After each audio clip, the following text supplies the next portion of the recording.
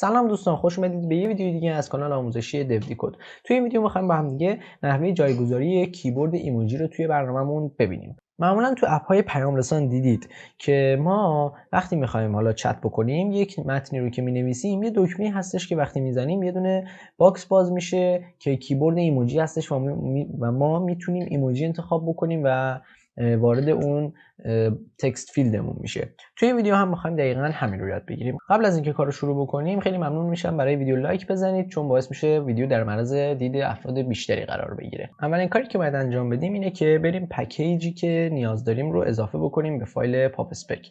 چون این به صورت عادی داخل فلاتر وجود نداره و ما باید از کدهای نیتیو استفاده بکنیم، کدهای جاوا و کاتلین که به ما اجازه میدن ما دسترسی داشته باشیم و توی هر پلتفرمی با کد نیتیوش ما میتونیم این کارو بکنیم که دسترسی داشته باشیم به کیبورد ایموجی.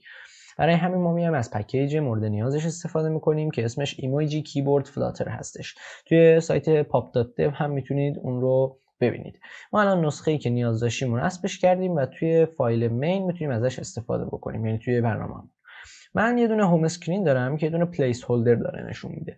من اینو پاک میکنم، یه دونه اسکافولد میذارم جاش و توی این اسکافولد یک اپ بار بهش میدم. این اپ باری که میخوایم به این شکله که یه دونه تایتل هم داره، کانستنت تکست هستش که من فقط میخوام اینجا بنویسم ایموجی کیبورد. این رو سیو میکنم تا نتیجهش رو ببینیم.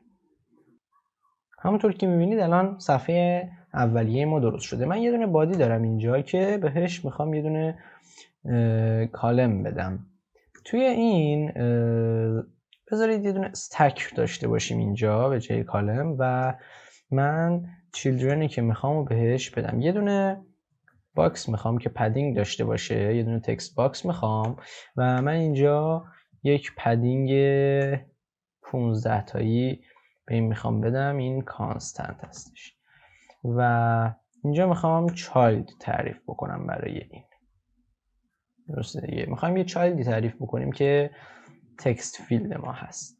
الان هیچی نمیخوایم داشته باشیم روی تکست فیلد و نمیخوایم اون رو خیلی قشنگش بکنیم، فقط در حد اینکه یه چیزی باشه. الان اینجا میبینید تکست فیلد ما اینجا هستش و ما میتونیم توش متن بنویسیم. حالا کار دیگه ای که الان میخوایم انجام بدیم اینه که بیایم کیبورد ایموجیمون رو اضافه بکنیم.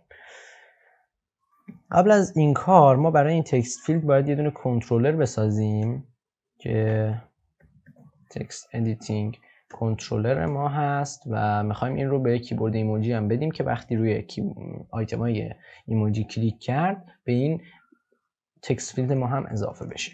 که من این رو یه اینستنس از تکست ادیتینگ کنترلر میسازم و اون رو برای این در نظر میگیرم. برای کنترلر این تکست ادیتینگ کنترلر رو میذارم که دیگه کانستنت نیستش و این قسمت رو کانستنتش میکنیم. حالا کار دیگه که میکنم اینجا یه دونه الاینمنت میذارم، یعنی اینجا یه دونه الاین قرار میدم و میخوام کیبوردم قسمت پایین قرار بگیره. برای همین از alignment dot bottom center استفاده میکنم و یه دونه child بهش میدم. این همون کیبورد ایموجیه که ما میخوایم. من اینجا از ایموجی کیبورد استفاده میکنم که ایموشن کنترلر چیز اصلیه که نیاز داره. این میشه همون تکست ادیتینگ کنترلر ما. در حالت عادی این کفایت میکنه و کیبورد ما رو نشون میده. ما میتونیم آیتمای دیگه هم بهش اضافه بکنیم. همونطور که میبینید کیبورد ما الان اومده. خب الان اگر روی هر کدوم از این آیتم های ایموجی کلیک بکنیم میبینید که به این تکست فیلد ما اضافه میشه. ما میتونیم آیتم های دیگه رو هم برای ایموجی کیبوردمون فعال بکنیم. یکی از اینها دارک مود هستش که میتونه مفید باشه براتون. البته چیزی که اینجا هستش اینها دیگه خیلی نیازی نیست. موردی که اینجا هستش اینه که وقتی شما این کیبورد رو اضافه میکنید به برنامه‌تون دیگه فعلا دارک مودش اعمال نشده، ولی این داشتم میگفتم که وقتی ما یک کیبوردی رو اضافه میکنیم به اپلیکیشنمون، کیبورد ایموجی رو، و میخوایم ازش استفاده بکنیم، اگر ما این روی کیبورد دوباره کلیک کنیم و حالت فوکوسش بیاد، به همچین اروری برمیخوریم که من کیبورد رو وقتی استفاده میکنم دیگه این کیبورد ایموجی خرابش میکنه. حالا کاری که شما باید بکنید چیه؟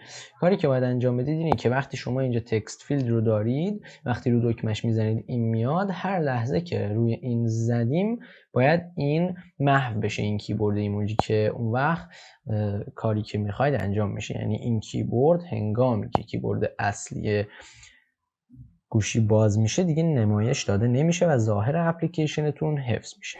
امیدوارم از این ویدیو هم استفاده لازم رو برده باشید و براتون مفید بوده باشه. اگر ویدیو رو دوست داشتید برای ویدیو لایک بزنید که باعث میشه این ویدیو در معرض دید افراد بیشتری قرار بگیره. اگر از این سبک محتوای آموزشی که تولید میکنم هم خوشتون میاد، کانال رو سابسکرایب بکنید و اگر میخواید جزو اولین نفراتی باشید که ویدیو جدید رو میبینید، زنگوله رو روی آل یا همه بذارید. خیلی ممنونم ازتون. تا ویدیوهای بعدی، خدا نگهدارتون.